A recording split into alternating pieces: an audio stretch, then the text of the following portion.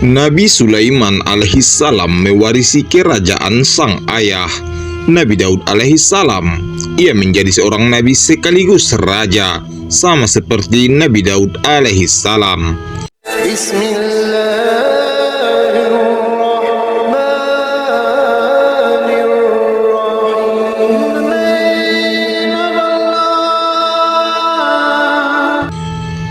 Assalamualaikum warahmatullahi wabarakatuh. Dunia Islam. Kisah lengkap Nabi Sulaiman alaihissalam dari pertemuannya dengan Ratu Balqis hingga menjadi hakim. Nabi Sulaiman merupakan anak dari Nabi Daud dan masih keturunan dari Nabi Ibrahim alaihissalam. Silsilah Nabi Sulaiman alaihissalam yakni Sulaiman bin Daud bin Isa bin Uaid bin Abir bin Salmun bin Naqshun bin Awinazab bin Aram bin Hasrun bin Farid bin Yahuda bin Yakub bin Ishak bin Ibrahim. Nabi Sulaiman mewarisi kerajaan sang ayah, Nabi Daud.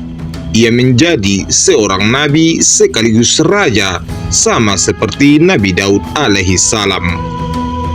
Berikut ini kisah Nabi Sulaiman mulai dari berbicara dengan semut hingga bertemu dengan Ratu Balqis. Nabi Sulaiman yang dapat memahami bahasa hewan. Allah Subhanahu wa Ta'ala memberikan banyak kelebihan bagi Nabi Sulaiman. Salah satunya adalah dapat memahami dan berbicara dengan hewan.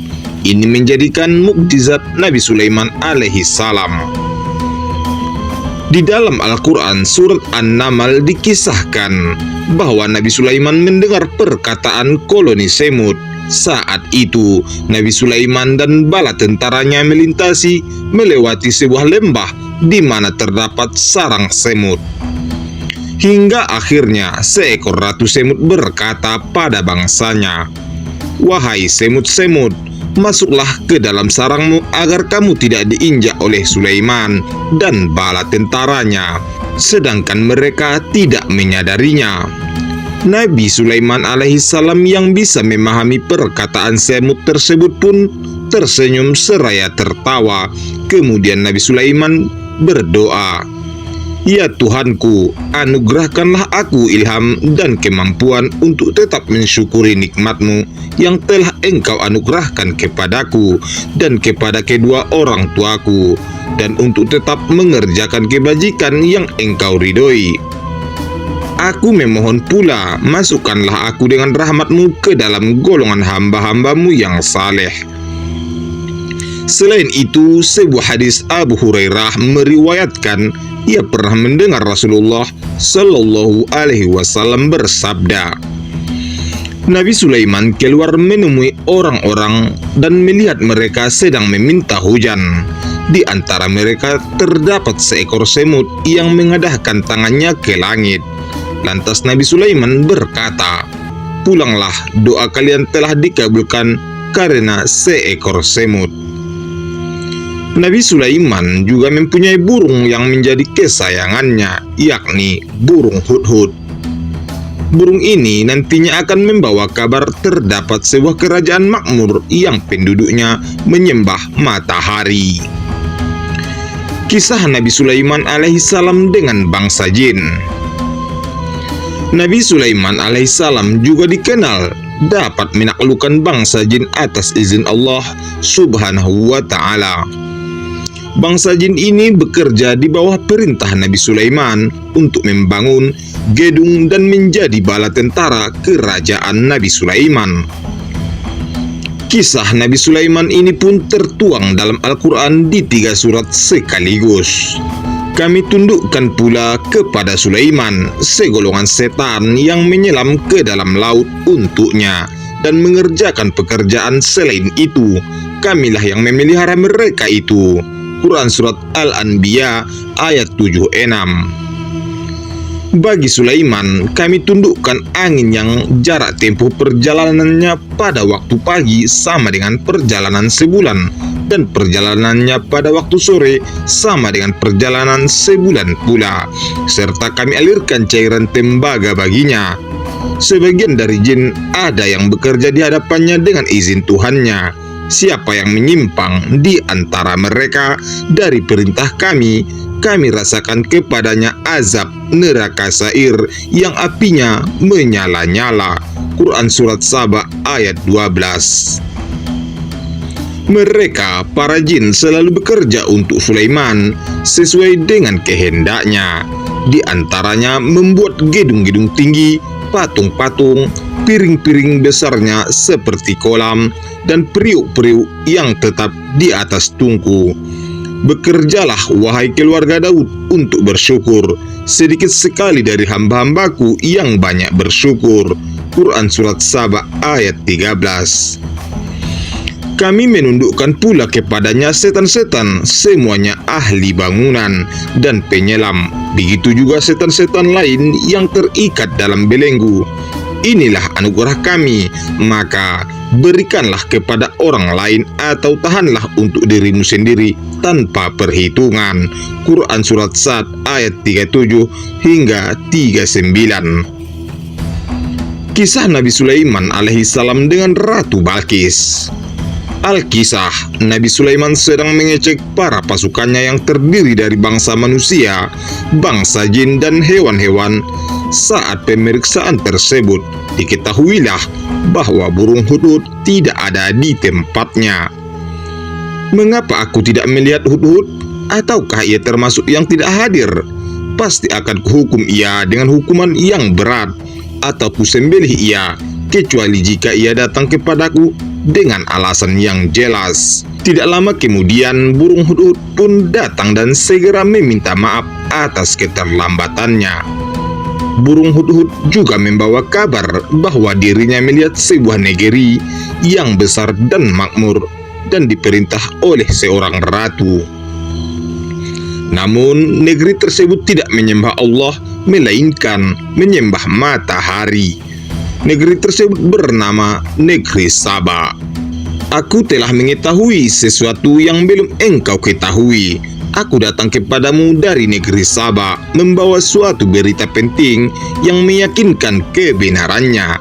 Sesungguhnya aku mendapati ada seorang perempuan yang memerintah mereka, penduduk negeri Saba. Dia dianugerahi segala sesuatu dan memiliki singgasana yang besar, kata burung hudhud kepada Nabi Sulaiman. Mereka juga tidak menyembah Allah yang mengeluarkan apa yang terpendam di langit dan di bumi, dan yang mengetahui apa yang kamu sembunyikan dan yang kamu nyatakan, kata burung hudhud melanjutkan. Mendengar kabar dari burung hudhud, Nabi Sulaiman pun mengutus burung hudhud untuk membawakan surat darinya bagi penguasa negeri Saba, yakni Ratu Balqis, untuk mengajaknya menyembah Allah Subhanahu wa Ta'ala. Pergilah dengan membawa suratku ini, lalu jatuhkanlah kepada mereka, kemudian berpalinglah dari mereka. Lalu perhatikanlah apa yang mereka bicarakan. Perintah Nabi Sulaiman kepada burung hudhud. Surat tersebut pun sampai kepada Ratu Balqis. Surat itu berbunyi, dengan nama Allah yang Maha Pengasih lagi Maha Penyayang. Janganlah engkau berlaku sombong terhadapku, dan datanglah kepadaku sebagai orang-orang yang berserah diri. Mendapat surat seperti itu, Ratu Balqis pun meminta pendapat dari orang-orang kepercayaannya di kerajaan. Wahai para pembesar, berilah aku pertimbangan dalam urusanku ini. Aku tidak pernah memutuskan suatu urusan sebelum kamu hadir dalam majelisku, kata Ratu Balqis. Kita memiliki kekuatan dan ketangkasan yang luar biasa untuk berperang, tetapi keputusan berada di tanganmu.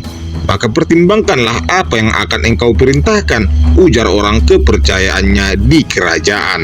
Sesungguhnya raja-raja apabila menaklukkan suatu negeri, mereka tentu membinasakannya dan menjadikan penduduknya yang mulia jadi hina. Demikianlah yang mereka akan perbuat kata Ratu Balkis. Kemudian Ratu Balkis sampai pada keputusan jika ia akan memberikan hadiah kepada Nabi Sulaiman dan menunggu balasan dari Nabi Allah Subhanahu wa Ta'ala tersebut. Sesungguhnya aku akan mengirim utusan kepada mereka dengan membawa hadiah, dan aku akan menunggu apa yang akan dibawa kembali oleh para utusan itu. Ratu Balkis mengirimkan berbagai hadiah dengan jumlah yang banyak dan mewah untuk Nabi Sulaiman. Mendapat beragam hadiah dari Ratu Balkis, Nabi Sulaiman tidak mau menerimanya. Ia kemudian mengirimkan pesan pada utusan negeri Saba untuk menyampaikan pesannya kepada Ratu Balkis. Apakah kamu akan memberi harta kepadaku sebagai hadiah? Apa yang Allah berikan kepadaku lebih baik daripada apa yang Allah berikan kepadamu, tetapi kamu merasa bangga dengan hadiahmu. Pulanglah kepada mereka dengan membawa kembali hadiahmu. Kami pasti akan mendatangi mereka dengan bala tentara yang tidak mungkin dikalahkan. Kami pasti akan mengusir mereka dari negeri itu atau Saba dalam keadaan terhina. Begitu pesan dari Nabi Sulaiman untuk Ratu Balkis. Saat utusannya kembali ke negeri Saba dan mendengar pesan dari Nabi Sulaiman, Ratu Balkis kemudian hendak datang ke istana Nabi Sulaiman. Sementara itu, Nabi Sulaiman berunding dengan para pembesarnya di istana. Nabi Allah Subhanahu wa Ta'ala tersebut bertanya kepada para pembesar serta bala tentaranya, siapa yang sanggup memindahkan istana Ratu Balkis ke istananya. Wahai para pembesar, siapakah di antara kamu yang sanggup membawakanku singgasananya sebelum mereka datang menyerahkan diri? Setelahnya, makhluk dari golongan jin muslim yang disebut Ifrit menawarkan diri. Jin Ifrit menyebutkan bahwa dirinya bisa membawa istana Ratu Balkis ke istana Nabi Sulaiman sebelum Nabi Sulaiman berdiri dari tempat duduknya. Dan riwayat lain mengatakan hanya sekejap mata. Akulah yang akan membawanya kepadamu sebelum engkau berdiri dari singgasanamu. Sesungguhnya aku benar-benar kuat lagi dapat dipercaya. Nabi Sulaiman alaihissalam juga mengubah singgasananya agar serupa dengan singgasana milik Ratu Balkis. Saat sang ratu bersama rombongannya datang, Nabi Sulaiman pun bertanya, "Serupa inikah singgasanamu?" "Sepertinya iya. Kami telah diberi pengetahuan sebelumnya dan kami adalah orang-orang yang berserah diri kepada Allah," kata Ratu Balkis. Nabi Sulaiman pun mempersilahkan Ratu Balkis dan rombongannya masuk ke dalam istana. Ketika itu, Ratu Balkis melihat kolam air yang besar di istana Nabi Sulaiman dan menyingkapkan gaunnya hingga terlihat kedua betisnya. Kemudian Nabi Sulaiman mengatakan bahwa itu adalah lantai yang terbuat dari kaca, sehingga kejernihannya tampak seperti kolam sungguhan. "Sesungguhnya ini hanyalah lantai licin atau berkilap yang terbuat dari kaca," ucap Nabi Sulaiman. Lalu Ratu Balkis yang terpesona akan kebesaran Tuhan yang diutus melalui Nabi Sulaiman berkata, "Ya Tuhanku, sesungguhnya aku telah berbuat zalim terhadap diriku. Aku berserah diri bersama Sulaiman kepada Allah, Tuhan semesta alam." Kisah Nabi Sulaiman dengan Ratu Balkis ini tertulis dalam Al-Quran surat An-Naml ayat 20 hingga 44. Kisah Nabi Sulaiman jadi hakim untuk memutuskan perkara. Nabi Sulaiman alaihissalam terkenal sebagai seorang yang bijaksana. Bahkan saat Nabi Daud masih menjabat sebagai seorang raja, Nabi Sulaiman pernah memutuskan suatu perkara dan solusi darinya tersebut dibenarkan oleh Nabi Daud alaihissalam. Diriwayatkan, ada penduduk yang mengadu kepada Nabi Daud bahwa kebun anggurnya dirusak dan tanamannya dimakan oleh kambing-kambing. Nabi Daud alaihissalam kemudian memutuskan bahwa sang pemilik kambing memberi ganti rugi kepada sang pemilik kebun. Namun, Nabi Sulaiman alaihissalam beda pendapat. Menurutnya, pemilik kambing harusnya menyerahkan kambingnya sementara ke pemilik kebun dan memanfaatkan susu kambing tersebut. Sedangkan pemilik kambing harus memperbaiki kebun yang rusak seperti sedia kala. Setelah selesai memperbaiki kebun, kambing baru akan dikembalikan. Mendengar pendapat Nabi Sulaiman, Nabi Daud alaihissalam pun setuju dengan pendapat anaknya tersebut. Riwayat lain juga mengisahkan kebijaksanaan Nabi Sulaiman, di mana suatu waktu datanglah dua orang perempuan dan salah satu perempuan tersebut menggendong seorang bayi. Kedua perempuan tersebut bertemu dengan Nabi Sulaiman dan meminta keadilan. Dua perempuan tersebut bersikukuh bahwa mereka adalah ibu dari bayi tersebut. Perseteruan pun tak terhindarkan, hingga akhirnya Nabi Sulaiman memberikan solusi cerdik. Nabi Sulaiman alaihissalam mengatakan bahwa bayi tersebut harus dibelah menjadi dua, agar dua perempuan tersebut sama-sama adil. Mendengar keputusan tersebut, perempuan pertama menangis dan langsung mengikhlaskan bayinya agar dimiliki perempuan kedua, asalkan bayi tersebut tetap hidup. Sementara perempuan kedua sepakat dengan solusi yang ditawarkan oleh Nabi Sulaiman. Melihat hal itu, Nabi Sulaiman alaihissalam lantas menyerahkan bayi kepada perempuan pertama dan menyatakan bahwa perempuan pertama adalah ibu dari bayi tersebut. Hal ini bukan tanpa alasan. Nabi Sulaiman melihat rasa keibuan pada perempuan pertama. Wafatnya Nabi Sulaiman alaihissalam. Tidak ada yang mengetahui pasti perihal wafatnya Nabi Sulaiman. Menurut riwayat, wafatnya Nabi Sulaiman diketahui saat tongkatnya rapuh dimakan rayap dan membuatnya jatuh. Barulah jin dan bala tentaranya mengetahui bahwa Nabi Sulaiman telah meninggal dunia. Ini menjadi tanda bahwa tidak ada yang mengetahui hal gaib melainkan Allah Subhanahu wa Ta'ala. Maka ketika telah kami tetapkan kematian Sulaiman, tidak ada yang menunjukkan kepada mereka kematiannya itu, kecuali rayap yang memakan tongkatnya. Ketika dia telah tersungkur, jin menyadari bahwa sekiranya mengetahui yang gaib, tentu mereka tidak berada dalam siksa yang menghinakan. Quran Surat Saba ayat 14. Wallahu a'lam bishawab. Sahabat dunia Islam, begitulah kisah Nabi Sulaiman yang dikenal dengan ketaatannya, kebijaksanaannya, serta kekuasaannya.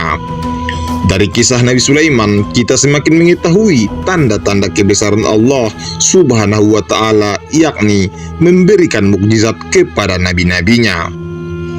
Kita juga mendapat hikmah untuk diaplikasikan di kehidupan sehari-hari. Di antaranya adalah senantiasa bersyukur atas pemberian Allah Subhanahu wa Ta'ala dan tidak besar kepala atas kelebihan yang kita punya. Menjadi pemimpin yang adil dan bijaksana serta senantiasa mengingat Allah Subhanahu wa Ta'ala.